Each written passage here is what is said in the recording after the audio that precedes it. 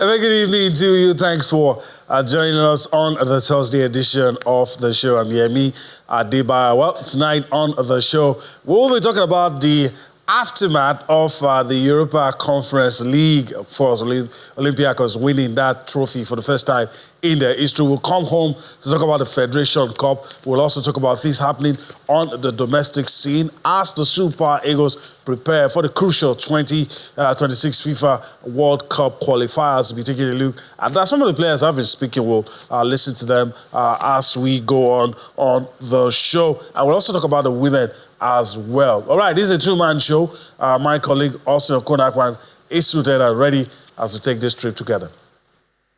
What a great things to you, Yemi, and of course, everyone joining us on the show tonight. Still an action-packed world of sports. Right here in London, we're pumped up and getting ready for the final of the UEFA Champions League. And Yemi, the ball hasn't been kicked. The whistle hasn't been blown. The city of London has already recorded about £65 million for just hosting the final. Chelsea is not in the final. Arsenal is not there. Manchester City or Manchester United not there. And the City already winning for just hosting the final of the UEFA Champions League. We cannot wait to also take a look at post-match reaction after Rivers Hoopers. They were this close, so close to making it to the final of the Basketball Africa League for the first time. Yeah, I watched that semi-final match against Al Ahly of Libya. Woo! Pressure. It was such an intense game of basketball. Went to overtime, but Rivers Hoopers didn't just have enough in their tank to take them all the way. And so Al Ahly went on to win after overtime to qualify for the finals. We'll talk about it big time on the show tonight. All right, we'll do just that. Of course, Rivers Hoopers getting close, but yet so far. All right, let's introduce to you our partner in the Lagos studio, Bolu Amoni joins us now. Bolu, greetings to you. Always good to have you with us every Thursday. Yeah, good to be here again. It was sad for Rivers Hoopers, even though most of us, even all of us, didn't even give them a chance to have gotten this far. Many of us thought the journey would start and end in Dakar, but here they are in Kigali. Third place, I would hope they can do enough to make it through. And the man I think I'm really happy for us to be the Olympiacos coach. Won the Europa League with Sevilla, got sacked by Sevilla, moved on to Olympiacos, and here is it again, winning back-to-back champions. But as much as you are happy for him, you have to be sad for Belotti, who lost with Roma last season in the Europa League, now lost to the same manager again. And Fiorentina back-to-back losses. Hopefully next year they could be third-time lucky, but for now, a celebration in Paris, Greece, because they picked up their first ever European title. All right, we'll talk about all of that, and if we have time, we'll, just like Austin said, we'll take a look at the UEFA Champions League final to be played. But of course, tomorrow is a good time to do that. But let's start with basketball on the show. Everyone I've spoken to, thank God Bolu has alluded to it. Everybody I've spoken to, I've said Rivers Hoopers have punched above their weight. For a confirmation of the result, let me just quickly go across screen. Not the result I wanted to announce on the show tonight, but what do I do? It's my job, so I have to say semi-final results from the Basketball Africa League. And you have Rivers Hoopers, Nigeria's representatives, losing, just the way Austin described it. Was close, nervy moments in that game, but of course, Al Ahly Tripoli of Libya held on and won the game, 83 points to 89 in favor of Al Ahly Tripoli. Then you have Petro Atletico, the Angolan side, defeated Cape Town Tigers, 96 points to 86. And of course, on the strength of this, Al Ahly Tripoli and Petro Atletico will be playing in the final. And this is hoping that Rivers Hoopers will have something to remember from this. I mean, let me come to you, Austin, quickly. The moment they got to this point, our aspirations, our hopes, our expectations, everything changed. Weren't expecting anything before, but once you get to the semi-final, then you raise the level of expectation. I wouldn't say it has come crashing, but it does leave a sour taste in the mouth. It does, and Coach Odaudu, said it, and King Kelvin Amayo and Divine AK also listened to them. They're still disappointed. They're gutted that they, lost that game to Al Ahly of Libya the way they did. But I think they should chin up. I think they should be proud of themselves. I think that, with this story, they can actually do more than what they have done now, sustain this momentum, and then see what they can do again. We had Coach Adaudzo on the show the other day, and I asked him, what are the things that you've seen? What makes us different from Libyan team?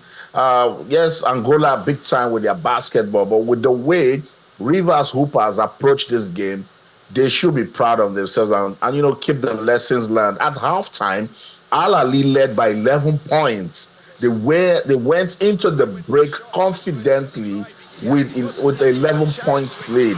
They came back, and at the end of the third quarter, Rivers Hoopers went into the fourth quarter with a 4 points lead. They had turned it around. They were exceptional, fantastic. In the third quarter, this guy, for instance, Divine AK, had only 3 points at the end of the second quarter. He finished the game with 25 points, and everything showed with the way they approached the third quarter. Third quarter ended 60 Rivers Hoopers, 56 Al-Ali of Libya. But in the fourth quarter, these Libyans, they just know how to turn it up, because they didn't expect that Rivers Hoopers will come the way that they did, gun blazing in the third quarter.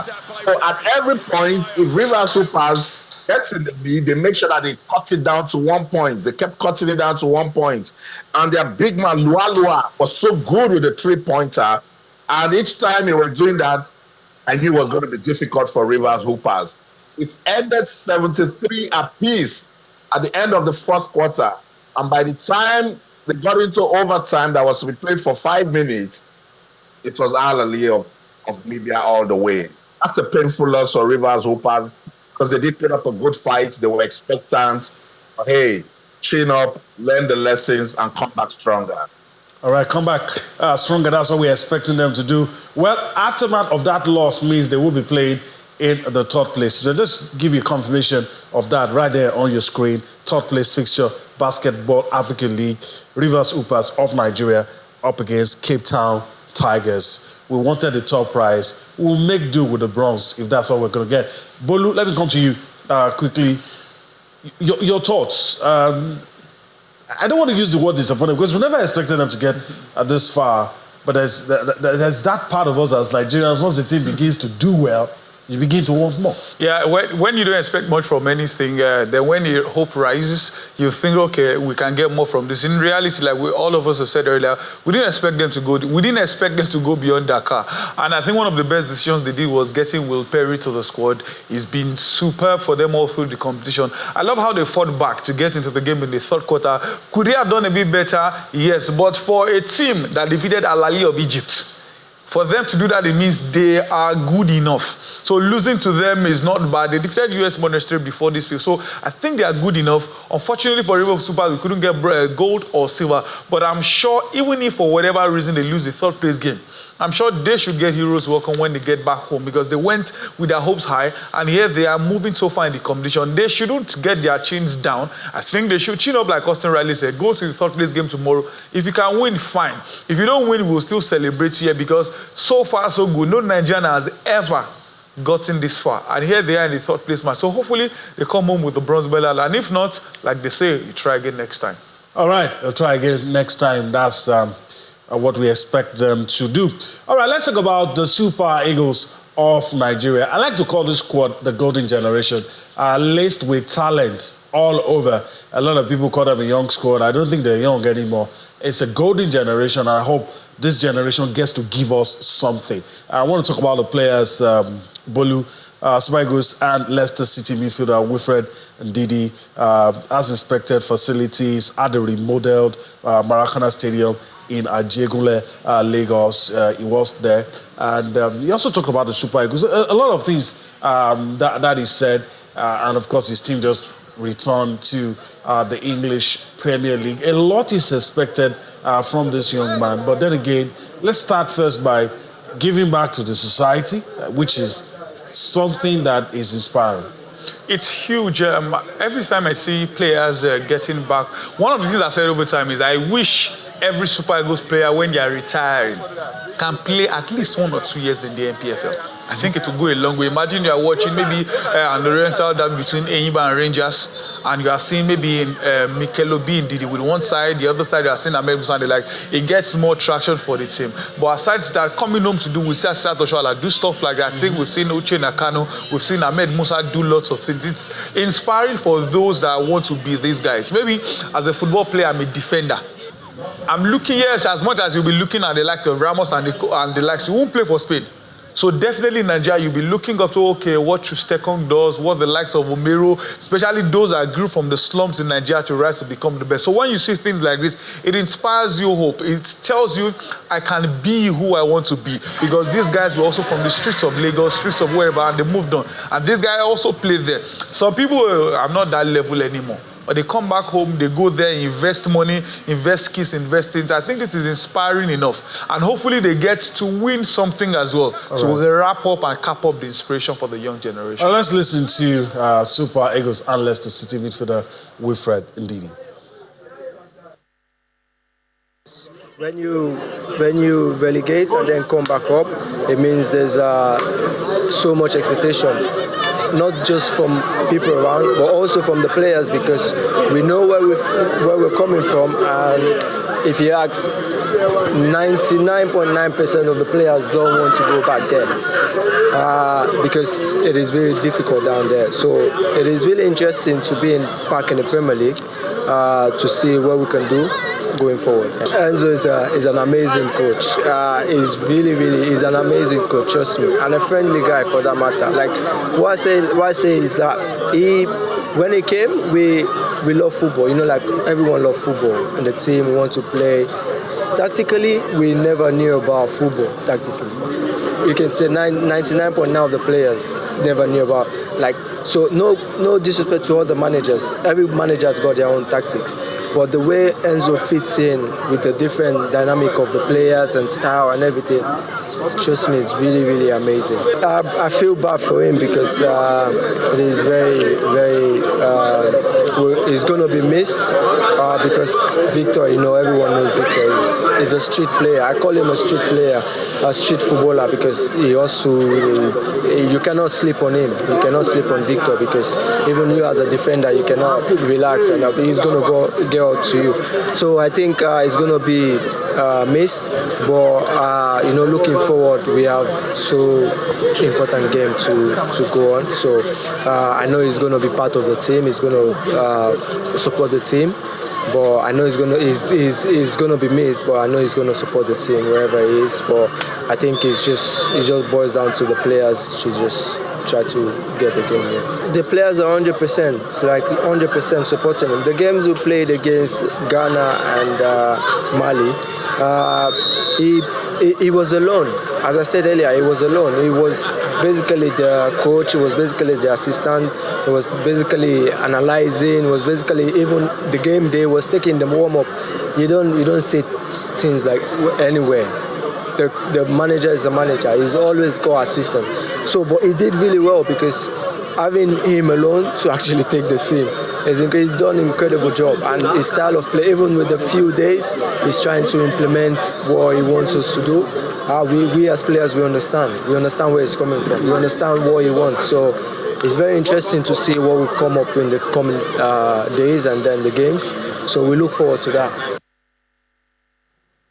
All right, Wilfred Ndidi speaking at the remodeled Maracana Stadium, where he donated to the project, and it was shown around.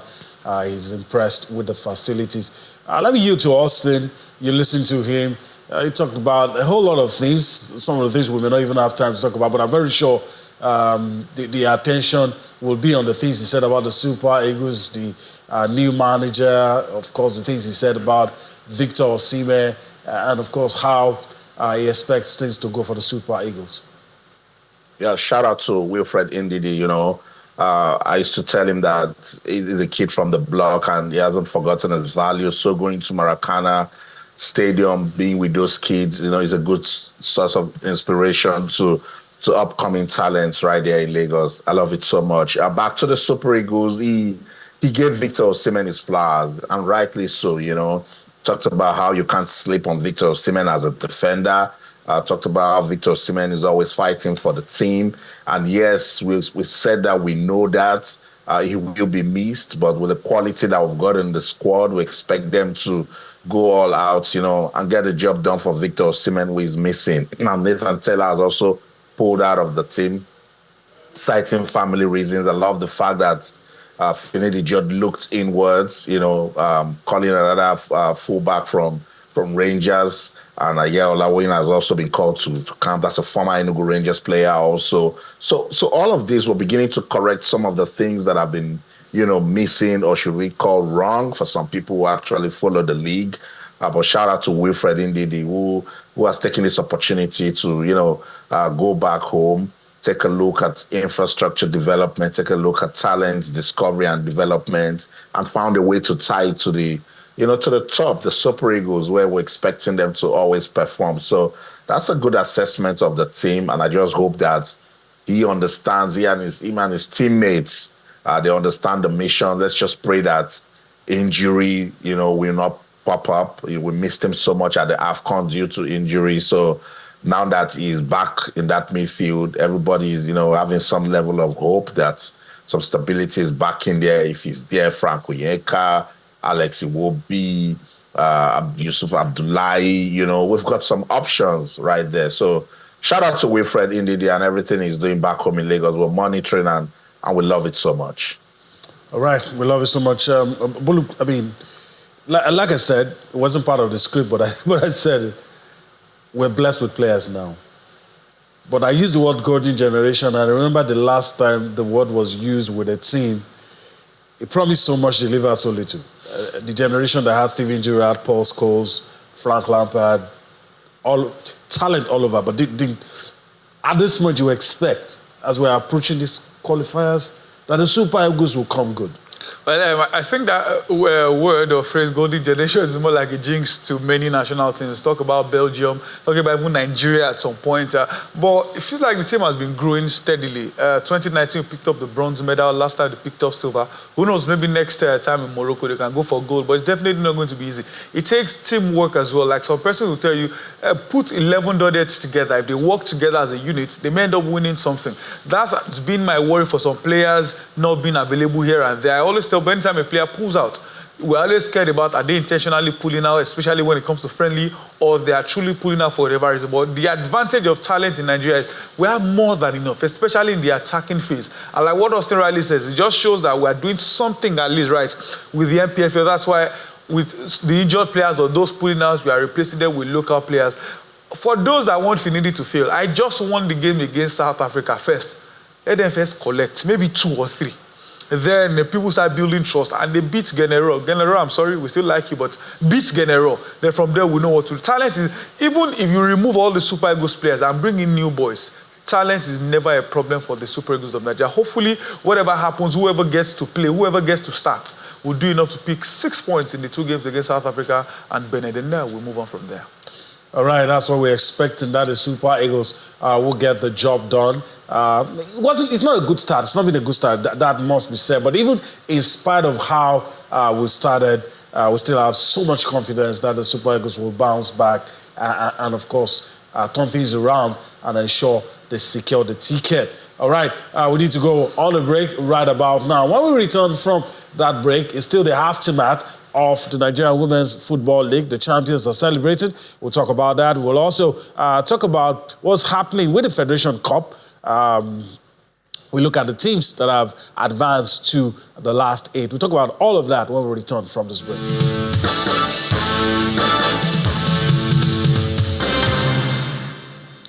All right, welcome back. Let's talk about women's football. And like I said, the aftermath of the Nigeria Women's Football League, a champion, has emerged. Let me yield to Austin. You give them their flowers the other time. And of course, celebration. There's still celebratory mood. And of course, they've been joined by, of course, the number 1 man in the state. We'll talk about the No Coins. Joined by the number 1 man in the state. Celebration galore it is for them. It is what it is, Yemi, and as you know, success has got, loads of friends, and everyone is celebrating with Edo Queens now. And the governor, the number one citizen of Edo State, is leading the charge, because that's where the trophy parade, terminated, right there at the government house. And, take politics out of the conversation. One man that people who actually know the progress of sports in Edo State would have loved to see to be part of this is the former Deputy Governor, Philip Shaibu, who, was on the forefront, supporting this team, pushing them, giving them all the support.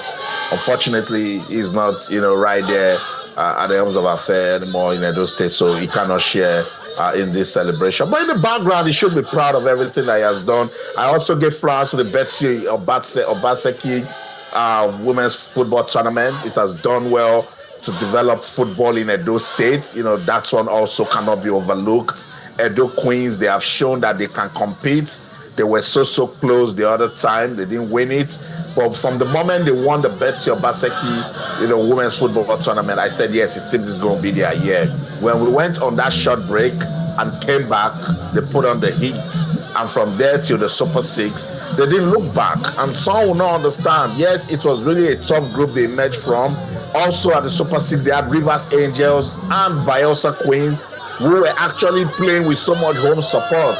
But, the girls from Benin, showed proper, focus, went out there, eyes on the prize. They needed to win this, and they did just that. Yes, the trophy parade has been concluded in Edo State. Let's listen to some of the talking points that came out of that one when the trophy was presented to Governor Godwin Obaseki.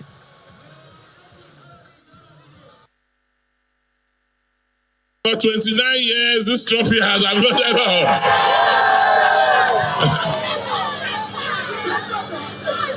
People, you have brought this trophy home. Are you going to let it live here? What does that mean? You will continue to be champions. You will continue to work hard. And your governor and government will continue to support you. You know what to do. Whether I'm here or I'm not here, you must retain this cup. The person who is taking over from me will support you the way I've always supported you.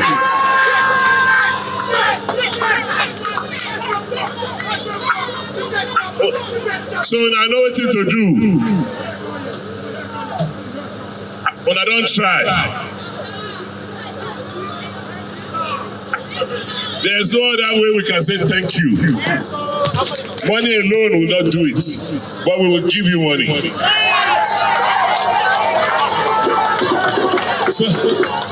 So I will give each player 1 million naira.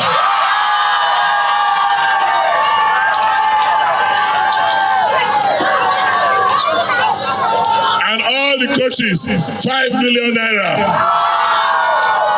Congratulations, Edo Queen.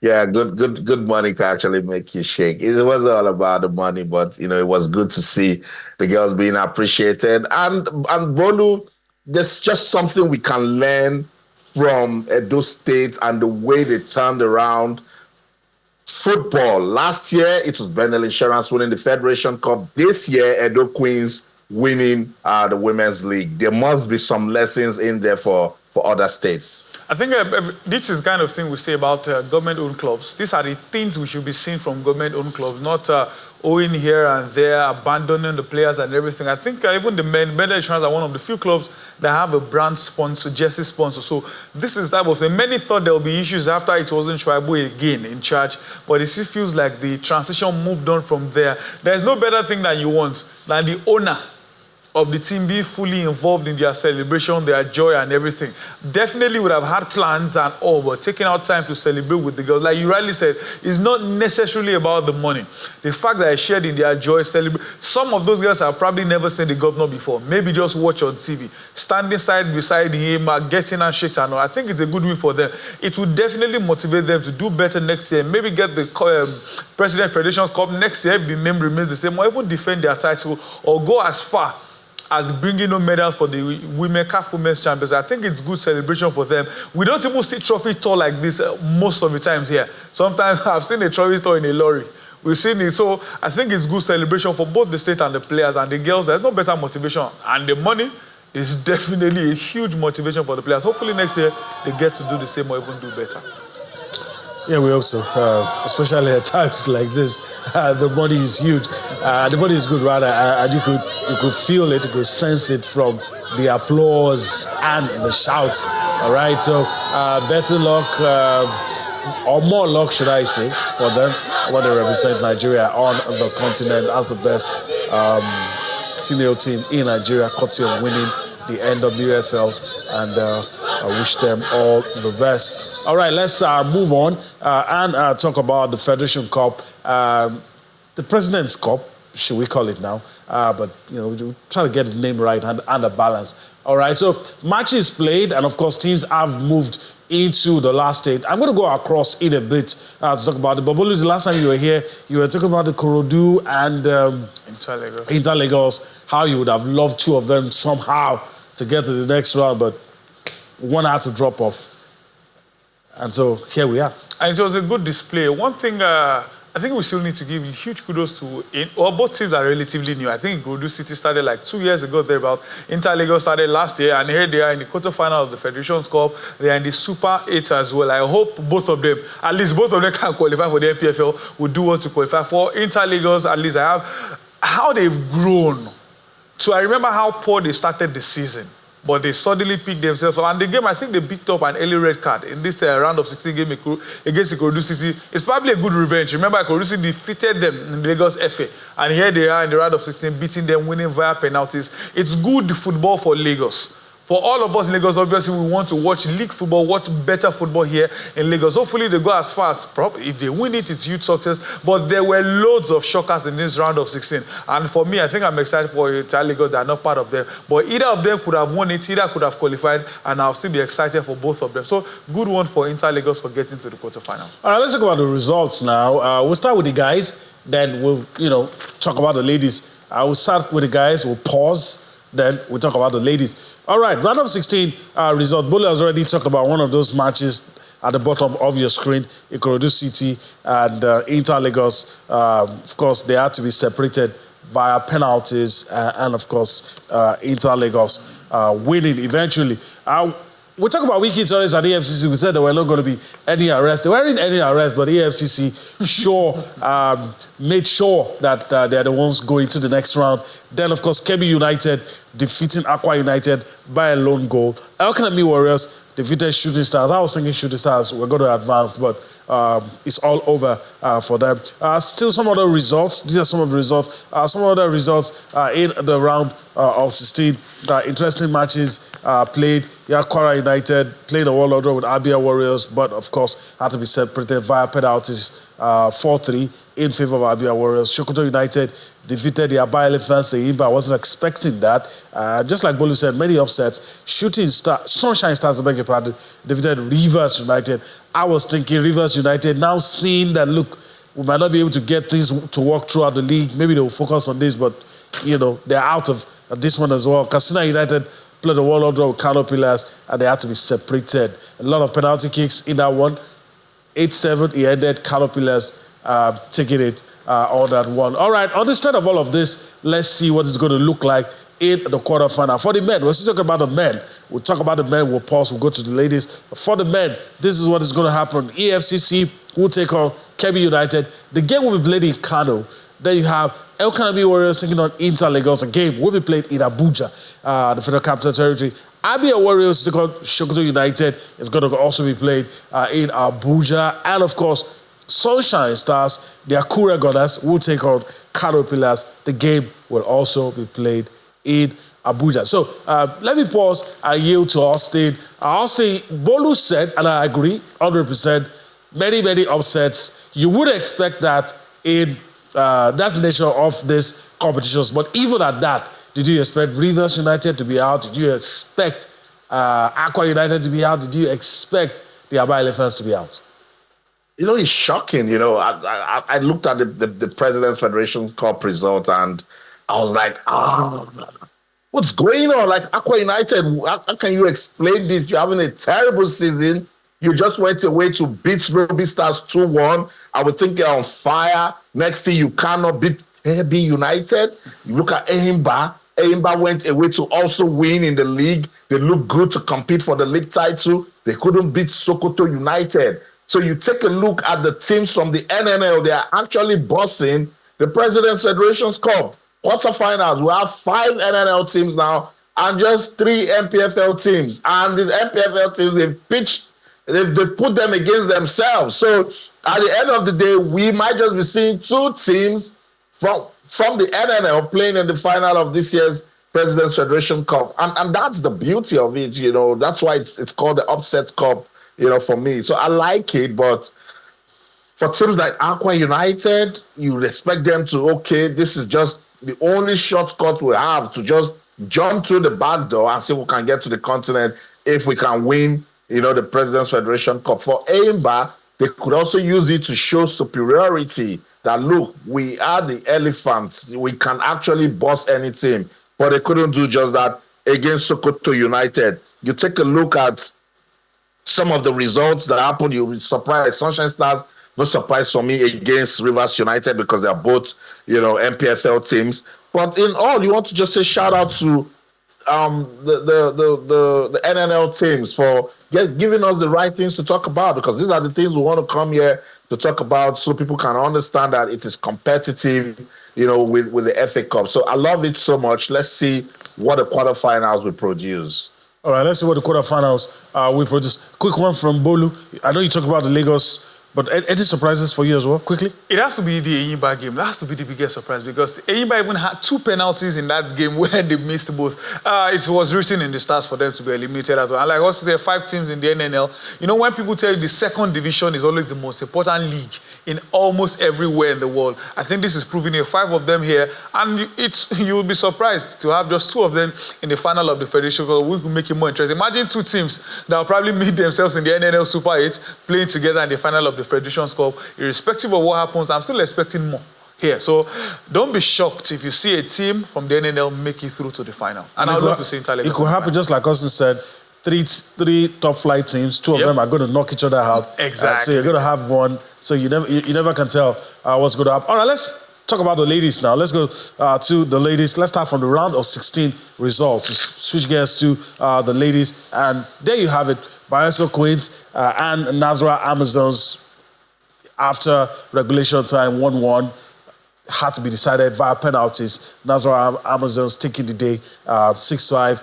Dana's ladies losing to Rebel ladies. Abia Angels lost to Niger Rattles by 4 goals. Heartland Queens, I mean, I thought, you know, they were faring better than their guys, but in any case, they lost to FC Robo Queens. Some other results in there, you have Cora ladies losing, should I say scandalously, to those are Queens by 7 goals. Sunshine Queens defeated Honey Badgers 2-0. Oshun Babes played a 1-1 draw with Confluence Queens in regulation time.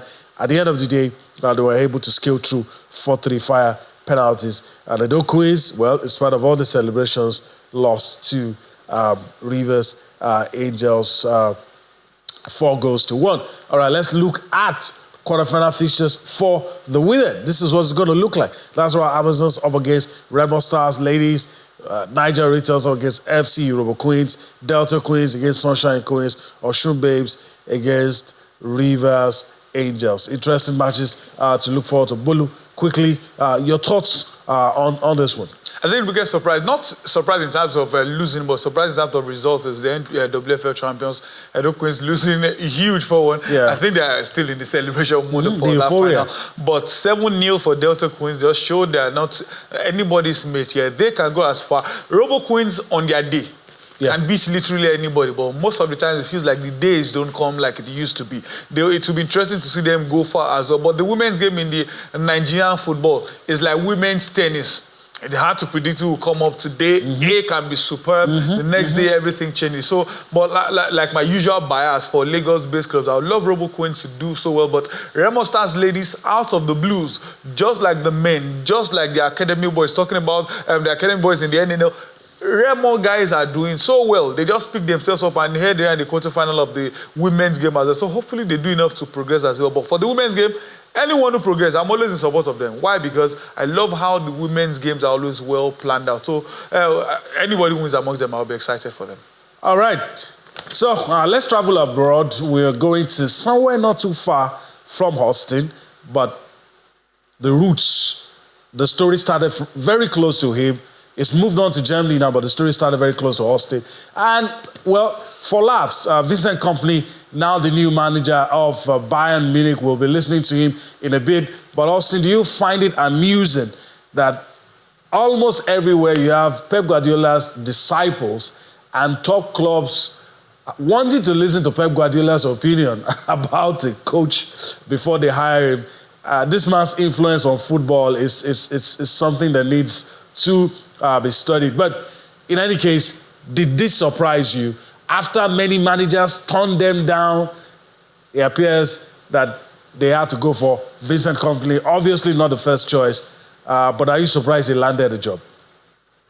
Yeah, I mean, just for bands, a light one. I saw something online. Someone said when we were having that speculation of Vincent Kompany will go to Bayern Munich, someone said that Harry Kane's mom is not praying for him, because he was a trophy. Yeah, that really cracked me a lot, But yes, I'm surprised. I'm so surprised, because Bayern Munich is your elite team. It's your Barcelona of Spain. It's your PSG of France. It's the type of team that, with the sort of players that they have and what they command in German football, you want, no disrespect to Vincent Kompany, but you want a manager of, now the word isn't reputation, maybe personality, one with a rich profile. It tells you the Pep Guardiola effect is here to stay. There's just something about how he handles football, how those that come under him, learn from the game and master it. For Bayern Munich not to even check the fact that this guy coached Burnley and they relegated, and they say, no, that's what we want. That means there's something that you and I don't know about the quality of Vincent Kompany that their coaching scouts know, the management, they know about it, and everyone that's, has some level of high power, high interest in Bayern Munich, they know and believe in this guy. They've unveiled him. Let's listen to some of the talking points coming from Bayern Munich after they unveiled Vincent Kompany as their new manager.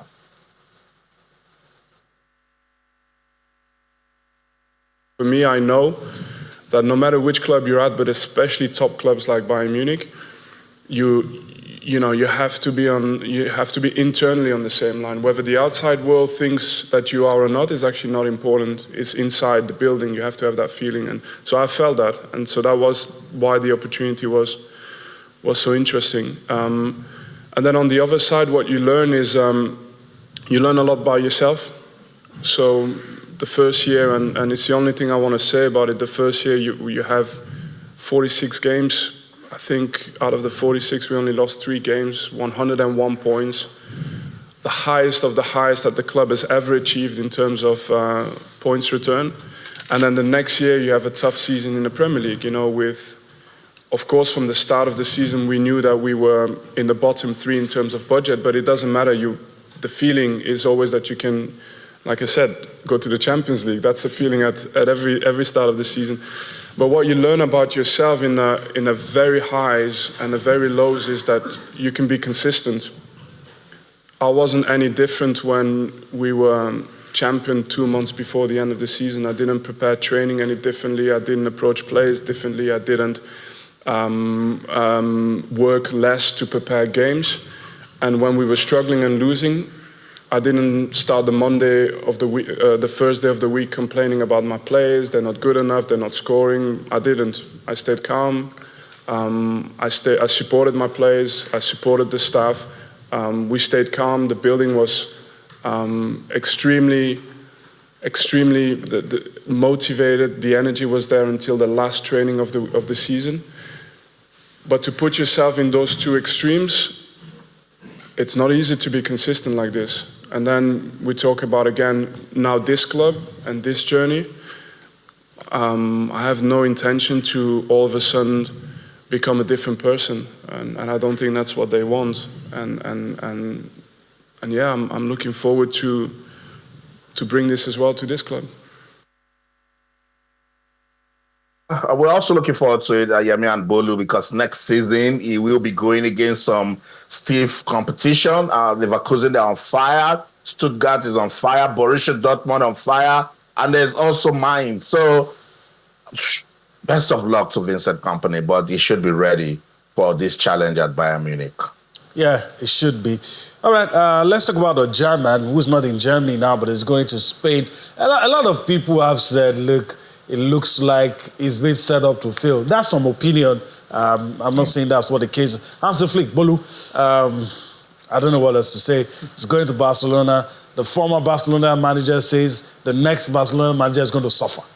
And he definitely knows a few things. But he comes into a Barcelona team that has players he's worked with before. Robert Lewandowski, within German national team, Ter Stegen, Ilkay Gundogan. Maybe that will help him settle in. Well, I was going to start from the Xavi statement because Xavi clearly said whoever takes over from him will suffer. It feels like Laporta is not getting the right things done. He's probably more focused on Real Madrid than he is with Barcelona himself. But Hansi Flick, based on his antecedents, did so well with Barcelona, with Bayern Munich. Remember, he was part of the German team that thrashed Brazil in 2014 as well. He's experienced, he has the know-how, but the question is, can he survive the situation around Barcelona? He's spoken about one or two players he wants them to get for him, Kimmich and co. Can Barcelona afford to sign expensive players right now? If everything aligns well for him, maybe there'll be huge challenge. Painful. All right. Our parting shot on the show. I'm very sure also we want to talk about this, but our parting shot will actually be Olympiacos. We can't go without first European trophy. You said a lot of things about them, but quickly before we yield to Austin, Olympiacos are now European champions. It doesn't matter whether it's a Conference League, but it is what it is. I'm not a big fan of the conference, but the truth is, like Riley said, it's a European title. And the man who will say loser, Mandeliba, has to be credited. Won with Sevilla last season, sacked after 8 games, took the job in Olympiacos this year. Incidentally, he got the job in Sevilla last year. So maybe this is a banter. For Arsenal fans, just sack Arteta and employ Jose Luis around February, March next year. Please, you get it. Maybe they can win the trophy. But it's a beautiful story for that. I thought they would be eliminated in the round of 16 when they lost 4-1 at home. But they went over to win the second leg 6-1 after extra time. So it's a beautiful Cinderella story. Just like we saw in the Europa League. Leverkusen were the favourites, Atalanta won. This time Fiorentina were the favourites, Olympiacos won. You have a Champions League final this year. All right. Well, Austin, a few words, we got to go. Olympiacos celebrating. I'm hoping very soon a club in North London will be celebrating like this too. Yeah, I don't know how long you've been waiting, but yeah, I hope that happens soon. Olympiacos, history makers, the first Greek side to win a UEFA club competition. Now you understand why these fans are going over the moon and why we're seeing those fireworks right there in Olympiacos. And just to set the record straight, I was mentioning some teams that will push the Bundesliga the next season. I mentioned Mainz. I wanted to say RB Leipzig, but maybe that's just me speaking into a good season for Mainz next season. That's the show in London. I'm Austin Okonakman. In everything you do, remember, keep talking sports. Bye for now. All right, that's the show. Before we go, we want to thank Bolo Money for his time on the show today. So it's a pleasure being here. All right, that's the show. We hope you enjoyed everything we'll be able to bring to you. Still one more edition for the week. We'll see you again tomorrow. I'm Yemi Adebayo. Bye-bye now.